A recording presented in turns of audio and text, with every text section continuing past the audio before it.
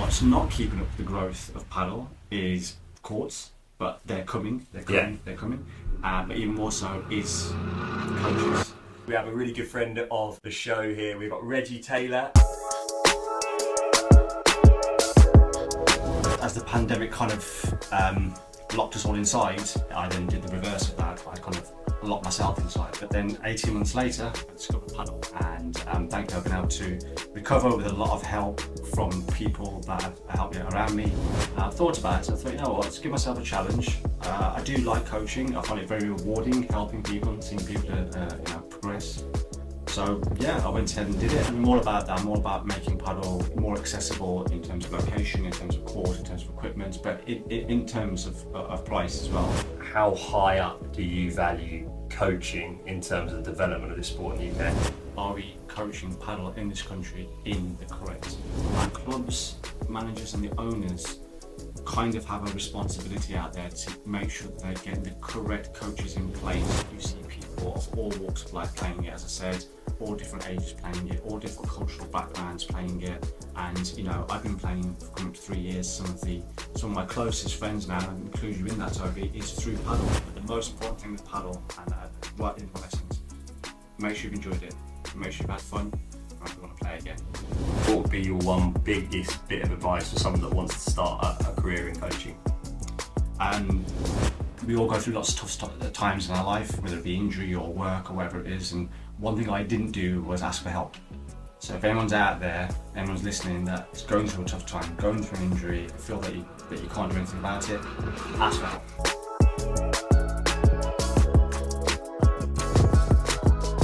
Welcome to the Padel Directory Podcast.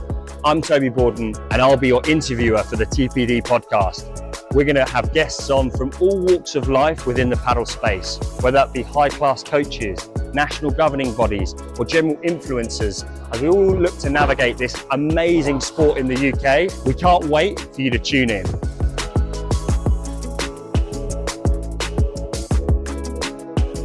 So, welcome back, viewers and listeners, to another episode of the TPD Podcast. That's the Padel Directory Podcast, talking all things paddle here in the UK. I'm really excited. We have a really good friend of the show here. We've got Reggie Taylor, who we are going to delve into his life and career now around paddle and just talk all things paddle. Reggie, thanks so much for making your way down to London and getting on the show with us. How's things? No, not a problem at all. Thank you so much for having me. I really appreciate it. And yeah, things are going well. Likewise for you guys. It's a pleasure to be here. No, thanks. It's the pleasure is all ours, and we are looking forward to delving into it. So, look, Reggie, straight off the bat, what we like to talk about within this podcast is why paddle and how did you get into the sport? So, if you can tell us a bit about that, that'd be amazing. Yeah, sure. So, prior to paddle, I was a tennis player as such. So, I played tennis for about 7 or 8 years. Qualified as a level 1 tennis coach, and then unfortunately the pandemic hit, which is what kind of grounded a lot of us. I was going to continue with my tennis coaching, then the pandemic hit. And then in 2020, I believe it was, as the pandemic was kind of opening up a bit more, tennis was one of the first sports you could play because of the natural barrier of the net. And then towards the end of 2020, unfortunately, I got quite a bad injury. So I've had back issues before, like a lot of us have. Yeah. And usually it's a couple of osteopath sessions, a bit of rest, and I'm back to it. And this one, unfortunately, it wasn't quite the case. It was a lot more severe than what I'd recognised, and it grounded me a fair bit. So then I kind of struggled to get back on court. So then, as the pandemic kind of locked us all inside, I then did the reverse of that. I kind of locked myself inside because I wasn't able to get on a court, and I was very passionate about playing. And I wasn't in too much of a great situation. Mm-hmm. But then my girlfriend kind of came to my aid, and because I shut a lot of people out. And she came to me and she goes, "Listen, you need help, and you're not going to get help unless you ask for it." So then I went through a kind of a program of going to see a doctor, a specialist, and it was all done privately. It cost me an arm and a leg, but yeah. You can't put a price on your health. Mm-hmm. And then basically I had to go have some sort of operation, some sort of surgery on my back, and this will lead to paddle because I remember when I was being wheelchaired Right. Down to have that that bit of surgery, the nurse said to me, what's your background, so on and so forth. And I said, well, incredibly passionate about tennis, played it, and so on and so forth, but I don't think I'll ever be able to play it again. And she went, well, you never know, there might come along another sport that you're just as passionate about and that you love dearly. And I kind of nodded to her, but I kind of dismissed it, like saying, well, I don't know what you're talking about. But then 18 months later, I discovered paddle. Amazing.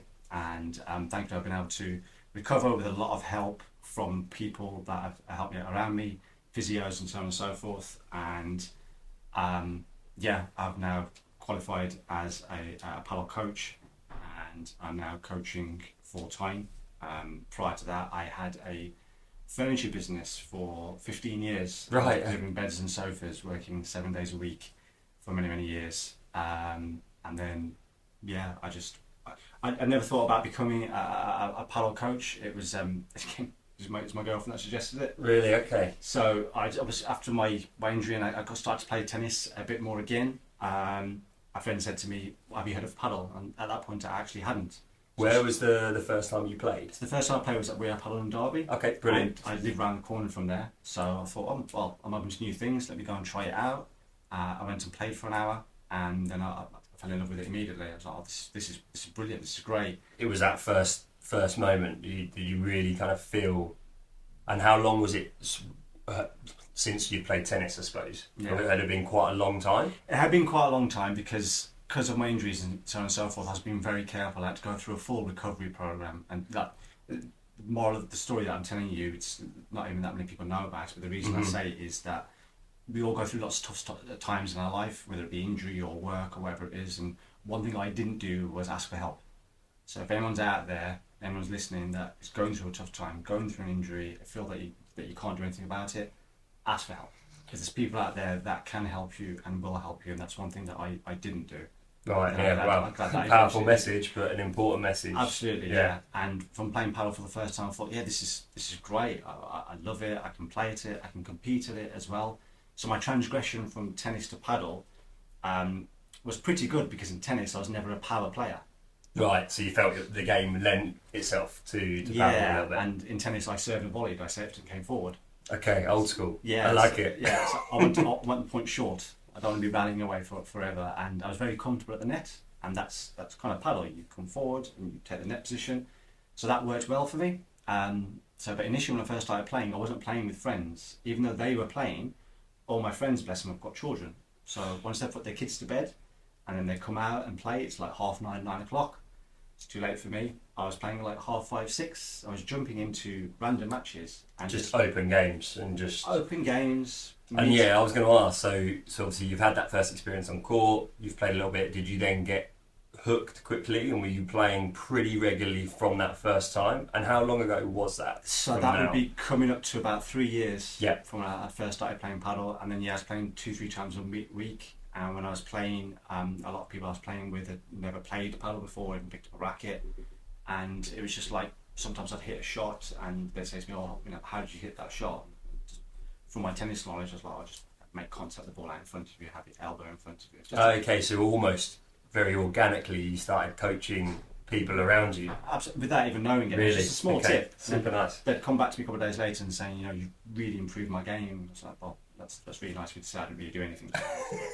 Just gave her a simple bit of advice. Simple, but make contact in front of you. And then I'd go home and go for a second house paddle, and I'd tell her these stories. And then she was like, maybe you should do your paddle coaching. I was like, not a bad idea, I suppose I could. I thought about it, I thought, let's give myself a challenge. I do like coaching. I find it very rewarding, helping people and seeing people progress. So I went ahead and did it. I did my course at Rocket Paddle in Bristol. Yeah. So that the LTA course, yeah? LTA level 2 paddle instructor. My instructor and mentor is a good friend of both of us, Steve Yardley. Yeah. Check out episode 1 of the TPD podcast if you haven't done, to find out a little bit more about Steve Yardley. Shameless plug, but I thought I'd put it in there. But absolutely, Steve's done so many things like yourself, Toby. Steve's done loads of things for me, really, really helped me, been a real guide. So to have him tutor that course was just incredible. And then I passed, and at that time I still had my furniture business, and becoming a paddle coach, 1, never really occurred to me, and then 2, actually having it as a job and a career never even crossed my mind, until I thought to myself, well, people are actually asking me for coaching. There's positions available. When people like yourself would say to me, Reggie, yeah, I like what you're doing. You're going about things in the right way. I thought, well, this could have some legs to it. And I was getting a bit long in the tooth for delivering beds and sofas. And it was probably not good for your back either. Well, no, hence the back issue, which thankfully I'm more good with now. And then I bit the bullet and I said, you know what, I don't want to do this furniture business anymore. I'm going to shut down my business of 15 years and I'm going to become a full-time Padel coach. Wow. And that was just January 31st of this year. And since then I've been a full-time Padel coach. Amazing. And right now, tell us a little bit kind of how are you kind of operating, because I think it's quite interesting. It's something that I've talked about a lot in podcasts and just generally within the sport. You don't operate out of one venue, you operate out of several, is that right? Correct, yes. So I operate out of 3 different venues. Derby Tennis Centre in Derby, Branston Golf Club in Brent-upon-Trent, and Vita del Padel in Lincoln. I like working at different venues because it gives me that versatility. I get to meet lots of different people from lots of different backgrounds, but I'm also not just in one centre. Going to different centres, I feel I'm growing as a person. I feel like I'm growing as a coach as well. Yeah. So some of these facilities are outdoor, like Derby Tennis Centre and Branston. And yeah. That has its challenges. Of course. With the UK weather, so on and so forth. Any coach, in my opinion, any good coach on court always has to adapt to their players, to their conditions, to the weather. And then Vita del Padel in Lincoln, it's very, very new. They've been open for a few months, and that's an indoor facility. So, it's not weather affected or anything like that, and it's a lovely place to go and coach. So it's just that versatility of working at different venues, and I just feel that it adds to me as a and none coach. of them are huge, big indoor sites, as you say. They're mostly 2s and 3s, right, or even one court.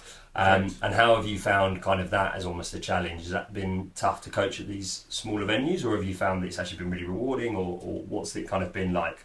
Because I know there's lots of clubs up and down the country, and sometimes they're quite small, sometimes they're very big, and often coaching is maybe underlooked or overlooked, should we say. Sure. And so it's interesting to see what your thoughts have been like at each of your venues. Yeah, so each of them are venues. Like Derby Tennis Centre has just one court, Branston has 3, and Vita del Padel has 2 doubles and 1 singles. I think I like the intimacy of it and it being quite small, and I can really focus on my coaching. I mean, the bigger venues with lots more courts, fantastic. That's great, but these clubs have got the space they've got to work with. So, like coaching at Derby Tennis Centre, it's only the one court, but it's in a quite deprived part of Derby. A lot of people that wouldn't even know about paddle wouldn't know about it unless that court was there.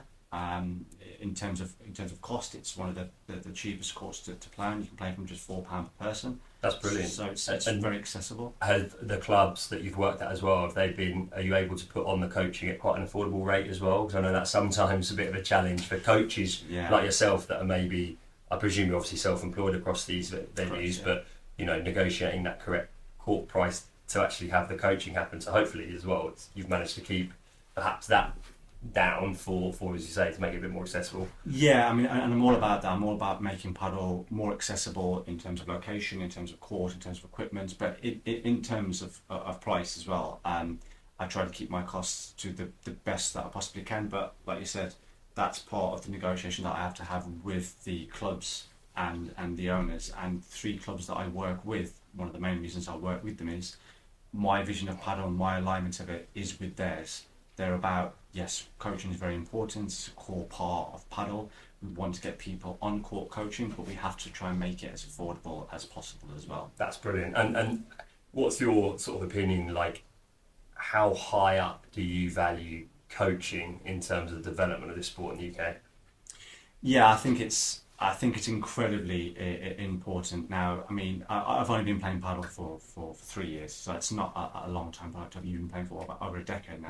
Yeah. almost getting that. And been coaching for almost just as long. I've been coaching coming up to a year, so I've got such an incredible amount to learn. But one of the things that I'm learning, we all do, by the way. I've been playing for a long time and coaching for a long time, but I know a tiny amount, I feel like, of how complex this game is with the double glass and everything else in between. So yeah, I could not agree more. So even what I've learned in 12 months has been insane. I know how much more I've got to learn is is even more insane. Just going to Spain and having some training with a former world number one and world champion, and just seeing him and what he does, I was like, wow, my mind was just blown. It's unbelievable, isn't it? And it shows that, unfortunately, as a country, and it's not through any fault of our own, because paddle's only just got really popular in the past couple of years. In regards to Spain or something like that, we are quite far behind. But to answer your question, that's where coaching in this country is so important.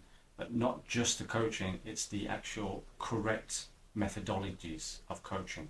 Are we coaching paddle in this country in the correct manner? What would you say is your kind of, I suppose, maybe your philosophy, or you talk about it, what do you think is the correct way to coach paddle? There are different ways, sure, of course, yeah. but obviously you're speaking very passionately, and I absolutely love it. And jumping on court with you in the previous years, you've definitely kind of, I suppose, got to grips with the correct style of play in terms of not hitting too hard and things like that, and you're really trying to educate your players. But it'd be good to understand what your almost key mantra is for your paddle coaching. Yeah, I mean, I don't have it necessarily a correct or incorrect way. I do it the way that I believe it's best, but that's through guidance. So from being on court with yourself, Toby, a number of times, having multiple conversations with you and seeing how you coach, speaking to Steve, having my tutoring and my coaching with Steve, and then just looking at lots of other coaches that I know of, going out to Spain and seeing how they coach there. I think one of the key things that I try to put into my coaching is that knowledge is always first. Mm-hmm. What are we doing? Why are we doing it? And what are we trying to achieve on the court? And then executing that. I want to hit that kick smash times 3. That's great. But why do you want to hit it? In what position do you want to hit it? I was going to say when to hit it. And when to hit it. Far too many people try and hit from everywhere. Yeah, and why are you trying to hit it from back there when you shouldn't? It's trying to teach the correct methodologies of it, and my coaching is always knowledge first, understanding what, where and why, and then really focusing on game-based coaching. Okay. So trying to get 4 players on the court, game-based scenarios. I think that's that out. Key. The sport is very easy to pick up and play, right? Correct, yeah. So I think it's really important that we put in that game-based learning and set up certain scenarios and play that point out. So is that something, do you find at the moment with a lot of your coaching, especially you're going from club to club and some of them are quite new clubs, do you focus mostly on kind of group coaching, or is it mostly individual lessons, or do you have a bit of a mix of the two? It's a bit of a mix of the two. I'd probably say a bit more group coaching, but I do a number of private lessons as well. Again, as a coach, I tailor it to my clients. If my client says to me, Reggie, I just want one-to-one, that's fine. If that's what you want, that's what we'll work on. Or someone says to me, no, I play with my friends, and then I want me and my friends to come along and have a lesson, then that's great. I'll tailor it to that as well. But having 4 players on a court and really focusing on that game-based scenario, opponents at net, opponents at back, what are you trying to achieve tactically, what are you trying to achieve technically, that's one of the key things. What I always say in my lessons is, ideally, what you learn in my lesson now, you will be able to take into your next match. Make it live, right? That's the key thing. I think, I'm sure you've seen it, and I've certainly seen a lot where coaches are feeding Vibra after Vibra after Vibra after Vibra, and these players are managing to hit this and it's ripping off double glass and it's an amazing shot. You go watch them play a match and they can't do it once because they never get that ball like that, right? It's not repeated, is it? So it's good to hear that you've got that kind of methodology. And how do you find your sort of players react to kind of this type of coaching? So I'm been doing it for about coming up to a year now, and I am very much about feedback, constructive feedback. So having a furniture business for 15 years, I dealt with customers every single day, right. And I wanted feedback from them. How was your sofa? How was your bed? Be honest with me. What can we do better? It's no different in my paddle. Okay, brilliant. It's how was the lesson? Did you find something? Did you learn something tactically? Did you learn something technically? Did you enjoy it? And do you want to play paddle again? Those are the 4 questions I ask at the end of my lessons. And I will say, be honest with me. If you don't like the lesson, you think I've missed something, that I've done something wrong, you have to tell me. Because as a coach and as a person, that's the only way I'm going to develop. Hence why when I coach in Derby, so I know some people there, but in Burton I don't know anybody. In Lincoln I know no one. So all these people that get on call with me, they don't know who I am. They know he's Reggie, he's a qualified LTA level 2 paddle coach. That's it. They've got no leniency towards me, Reggie's a mate of mine. I just make sure that I say that he's good. So I always ask for feedback. And do you find taking that feedback, it helps inform kind of future lessons, or you know, what are you kind of doing with that feedback, I suppose? Just doing the best I can with it. So everything so far has been very, very. It's all positive. Well, it sounds like you're teaching from the right methodology. Well, for sure. I hope I am, but I, in a weird way, I'm looking for someone to say to me, "No, I don't think you did this right," or "I don't think you did that right." I'm like, "Okay, why? What do you think? You know, how can I improve?" And each time that I coach, I'm learning stuff like, last time I delivered that lesson, I forgot to say that part, or I could have put that in. So could have added it. I could have added this. I could have done that. They may well have said to me it's a great lesson, but I still feel, I could have delivered that better. But I think it's very impressive, certainly from outside looking in and doing a little bit of work with you. You always, you soak up that knowledge, but want to improve yourself as a coach. And I think, talking off air, we're both passionate about you need to upskill yourself, not only as a player but as a coach, as we navigate this sport. Absolutely, yeah. Reggie, that's been an absolute pleasure so far. I'm going to take a little break and we'll come back and talk some more paddle. Brilliant, fantastic. The Padel Directory is for anyone that wants to find out more about paddle in the UK. It's a space for coaches, players, businesses, and anyone that wants to pick up a racket for the first time. Check out the website below.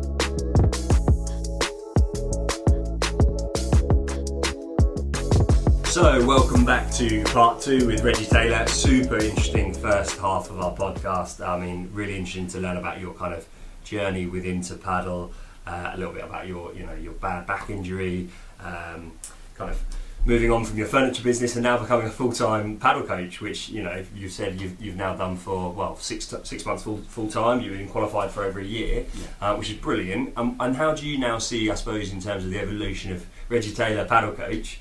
What are you going to be doing over the next sort of 6 to 12 months? Have you got any kind of goals or things that you want to kind of do within the sport or the industry? And we just touch on a little bit of that, really.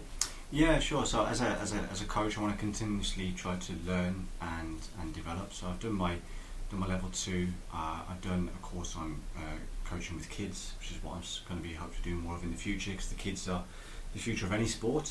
And I think that's maybe with paddle at the moment, it's trying to get more kids playing it. It's so key, and it's you see by the look on your face, and it's frustrating because we just want to see more of it, but I know there's definitely an underlying challenge from coaches on the ground, who I obviously help instruct and get through the courses, where they're battling with some of their clubs to even allow them courts to run junior sessions on, and it frustrates me. That's why I'm quite passionate about it. So it's good that you've referenced sort of junior paddle. Is that something you're going to try and do a little bit more of in some of your clubs? Definitely. So I have been asked to do some coaching with kids at one or two of the clubs that I coach at, and I've been hesitant to say yes to it because I know I've done my qualification, but I've never done any kind of qualification focusing solely on kids. Okay. And coaching kids is very different to coaching adults. Yeah. Different disciplines, different patients. So before saying yes to them, I wanted to make sure I got out there and actually did a course on how to coach with kids, which I did with Joe. And it was a great course. Joe's absolutely amazing, and I learnt loads from that. So from doing that course, I then feel not super comfortable, but more comfortable to be able to get on court with kids. And is that more from like an organisational point of view, and sort of rotating the kids around the courts? Is that kind of, you felt like that maybe help you with that? Or? Yeah, organisational, rotation. I'm a thing I care about organisation. The right things to do is setting up the mini nets, the particular to our balls. Adapting the court for the correct age and stage of play. Yeah, because when trying to run a court with you, and you've had a number of people on, one or two courts, whatever it is, the way in which you organise it, and you get people on the court and think, wow, you actually can do that's brilliant. So I think while we still, I know we're focusing and talking juniors here, but I think while we still have maybe not as many courts as we'd like, it's super important to try and get as many people on and rotate them around. And I think, with the junior paddle side of things, we can divide the court up so you can have potentially up to 16 minis on a court, and why not? Like, we know how easy the sport is to play. So So for me, just developing. So I've done that course. How to coach overheads, how to. I've been out to Spain, had some training with a former one-on-one, which was really insightful. But with anything that I do, I always try to learn first. I think maybe something that's a bit of a struggle in the UK at the moment is, one, well, it's not short, but paddle is growing exponentially, which is phenomenal. Which is It's fantastic. what we all want, right? It is. It's such an incredible sport. I mean, coming back from my injury and playing paddle, one of the main reasons that I went ahead with my coaching and continued to coach is that it's very rewarding seeing people learn from what I can hopefully teach them. But I owe paddle. I really do. I never thought I'd be able to get back on court and hold a racket. And the fact that I can do this now as a career, I really do owe paddle. So that's why I'm doing what I'm doing, and that's why I'm really focused on teaching the correct methodologies about it. So, paddle's doing so well. It's breaking down so many barriers. You see people from all ages, all walks of life playing it, all different cultures, different backgrounds, and I absolutely love that. What's not keeping up with the growth of paddle is courts, but they're coming. But even more so is coaches. Yeah, I think certainly it's an interesting one, isn't it? I think a lot of people, it certainly seems, sort of play for 3 to 6 months, maybe don't know loads about the game, and are then like, yep, I'm a paddle coach. Yeah. Without maybe taking that time to develop as a player, take their time to go on courses, spend time with other coaches, and it is tough. And I know there's a frustration about, why can't we get qualified quicker? But surely we want to take time to develop coaches in the right way. And it's interesting to know, kind of your thoughts on that. And you've obviously been through that pathway pretty recently. Did you feel coming through the course that you were then pretty set up, ready to go as a coach? And it'd just be good to know kind of what you see out in the industry. You're obviously in a different part of the UK to me, so you see lots going on. But I certainly see enough on Instagram with people claiming to be coaches and the world's best players, but in reality, actually, when you see them with a group of adults or a group of kids, then there's a different story. Sure, absolutely, yeah. I mean, I think what worked in my favour, and this was unbeknowingly, that I played paddle for almost 2 years before I did my course. That was never a plan, though, of mine. I was just playing paddle, and I still had my furniture business. So when it came to me doing my course, I was like, well, I've almost got 2 years of play behind me. Okay, that's great, and that's really worked in my favour. So I'd say to anybody that wants to become a paddle coach, that's great. Get as much playtime behind you as you can. You've got to understand and learn the game before you can even try to get out there and coach. I think every day when I finish one of my courses, I say to people, spend more time on the court. Whether that be in playing matches or with your friends or just doing some training. I think that's quite important as well. Very important. When you said to me, was I fully set up once I did my course and I was ready to coach? I wasn't fully set up. Even though I played for 2 years, and even though I've been coaching for a year, there's so much that I've got to learn. And that's when, we see and hear about, I've been playing for 3 or 4 months and I've done my, my introduction and I'm coaching now. I think, well, in that regard, then are we teaching the correct methodologies of paddle? Because I've been playing for almost 3 years. So you've just been playing for 10 years. Are we teaching the correct methodology of paddle when we've got limited playtime behind us? Some people might say, well, but I've been coaching tennis for 10 years. It's a That's different fantastic. sport. It's a different sport. I'm sure you're a phenomenal tennis coach. I'm sure you are, and I'm sure you will become a phenomenal paddle coach. And there are things that you can do. Right? There's obviously, of course, if you're a high-level coach from another sport, there'll be things that you are very good at. Communication, demonstrations, potentially organisation, albeit a court is different to different sports. But you're exactly right. You have to invest in the paddle time to kind of, and that's something that I think shines through with everything that you've always done, and certainly across even your social media channels, which, shameless plug, but go check out Reggie Paddle Coach? Padel Coach Reggie. Padel Coach Reggie on Instagram, because actually all of his videos that he puts up are super insightful in terms of development of paddle players in the UK, and obviously not just showcasing Premier paddle players the whole time, turning in the corner and whacking it out by 3, but you're always getting across, even with those little tidbits on your videos, how to hit a chiquita correctly,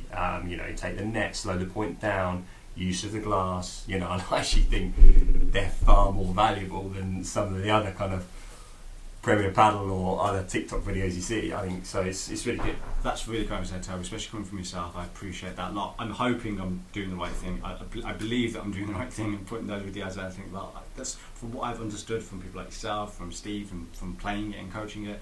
I believe these to be the correct methodologies of coaching it, and I believe that with people coming along and just having limited amount of play time, and then just about qualifying and then getting on court and coaching. I think the way in which I explained it to somebody was like, if someone's got a provisional driving license, it's like them then trying to coach somebody on how to drive. Yeah, it's a good analogy. And then even if someone has just passed their driving test, it doesn't make them a great driver. So I mean, I've only passed mine 12 months ago. Am I a great coach? I don't believe I am. I believe I've got loads and loads and loads to learn.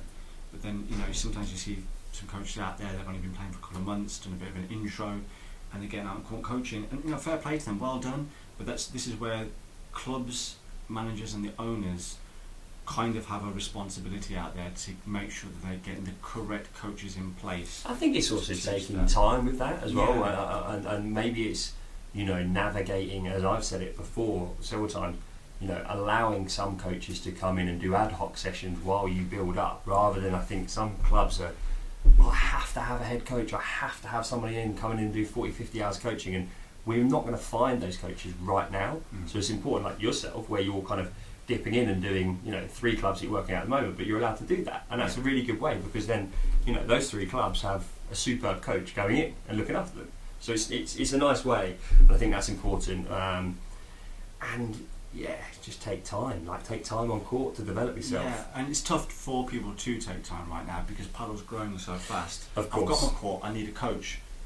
And it's no fault of sometimes of the club owners and the coaches going in. Well, they need someone, so, you know, we're in there and we're starting to do it. But it goes back to, that's great, but if we want to become a leading country in paddle, if we want to have top players in the world in paddle, it all starts from you have to foundation. Invest in your coaching team and take time. And you know, the really insightful interview we did with Rupert Taylor, you know, they're very much at Smash Paddle, they're very much investing in all their paddle coaches to go and upskill, to go and take time to develop as a team and get together. And I don't think really I see enough of that as well. Sure. You know, as if you're a big club, if you've got, you know, plus 3 or 4 coaches, making sure that they have time to connect and work on different things together. But, you know, going on the CPD courses or upskilling yourself. I've always been a massive believer in my tennis and now in my paddle. Like, every course is good because you also learn off other people. Exactly. You know what I mean? So you meet and network with other coaches and share ideas and share that best practice, and that's the key, right? Absolutely, yeah, and it's all about continuously trying to learn as a person, as a player, and most importantly as a coach, going on those courses, feeding yourself knowledge. That way you get on court when you're coaching, you feel more confident, you feel more comfortable, and, you know, you're more assured that you're coaching the correct methodologies of paddle, and you're teaching it and hopefully in the correct way. That's brilliant. It's so super interesting talking to you. So in terms of kind of, I ask this question quite a lot. You know, one of the big things we talk about within paddle is its inclusivity. How do you feel paddle is as an inclusive sport? I mean, in terms of its the variety of people playing it, it's massively inclusive. For example, you see people of all walks of life playing it, as I said, all different ages playing it, all different cultural backgrounds playing it. And, you know, I've been playing for coming to 3 years. Some of my closest friends now, and include you in that, Toby, is through paddle. The Padel Directory guys, it's through paddle. You know, some of my best mates now, it's through paddle. So it's a phenomenal sport. It's one of the most social sports I've ever played. The social side is unbelievable, right? It is absolutely incredible. So that's fantastic. I love that about paddle. One thing where some places it struggles a little bit is that, in terms of being in comparison to other racket sports, paddle is that bit more expensive to play than tennis or badminton or pickleball now. Table tennis. No, I think you're right. In certain areas, it's an expensive sport, right? Yeah. So in that regard only, it struggles with its inclusivity because not everyone can afford to play it. So again, going back to where I coach Derby Tennis Centre, and even the other clubs that I coach at, they're very reasonable. But, you know, Derby Tennis Centre being that's a deprived area, you get on court for £4 per person, which is it's good. Kind of unheard of. At the moment, it is. Especially depending on what area of the country that you're in. So, but the thing is, it's new, it's big, it's massive, it's upcoming. Anything in life, whether it be a sport or a business, the place will just be it will because change. It's the latest thing. Absolutely. It's the in thing right now, it's isn't it? I mean, it's unbelievable. Yeah. Now, I'm sure you were probably maybe 3 years ago having conversations with people about paddle and they didn't know what you were talking about. Now it's like everybody knows, right? So, what would be your one biggest bit of advice for someone looking to get into paddle? In terms of playing it? Playing it first, yeah. Okay, in terms of playing it, if you're looking to get into paddle, book a lesson with you. not necessarily whatsoever, no. Find your most local paddle club, reach out to them and just go down there. If they have any kind of introduction to paddle lessons, paddle for beginners, get yourself onto that, learn the basics, meet people, talk to people. Paddle people seem to be the most friendliest people in the world because they've all got the same passion, which is paddle. We're all learning something new at the same time. I Exactly. think it is. That's why there's so much to talk about as well. Exactly, yeah. And make sure that if you haven't done any kind of physical activity for a while, make sure you warm up and warm down. There's a lot of people coming to paddle now. A lot of paddle injuries, right? There's a lot of paddle injuries out there.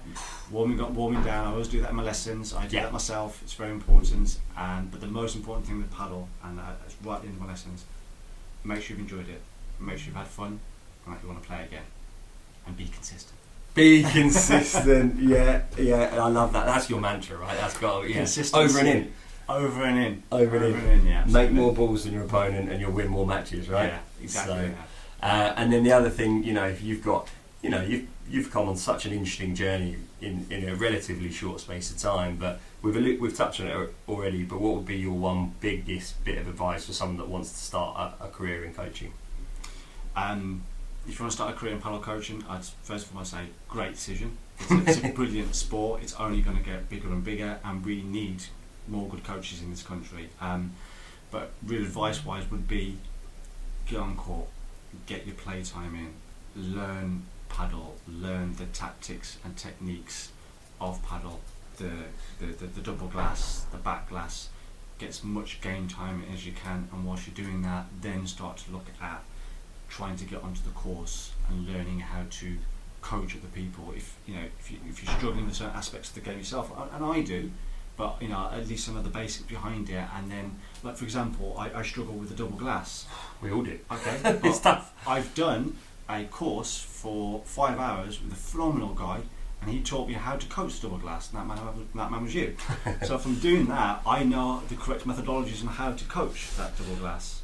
So it's all about getting on court, getting that play time behind you for as much as you possibly can, and then splicing that with getting some, getting your LTA, your level 2, and getting, if you can, a year, 18 months behind you, and then when you're comfortable getting on court, and then you're right then to be able to try and teach the correct methodologies of paddle.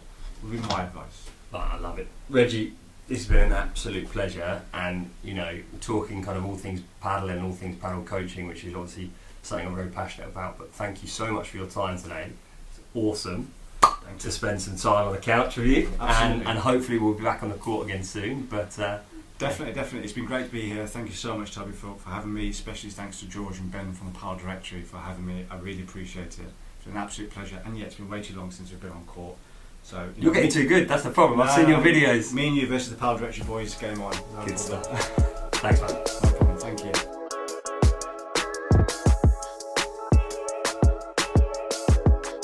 Thank you for joining us on the TPD Podcast. We hope you enjoyed.